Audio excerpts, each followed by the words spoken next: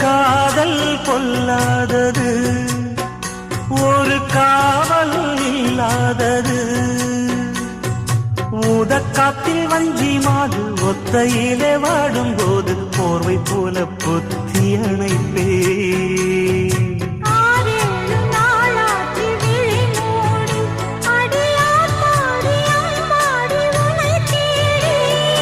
நீதானே மானே என் இளஞ்சோடி, உனை நீங்காது என்றும் என் உயிர் நாடி.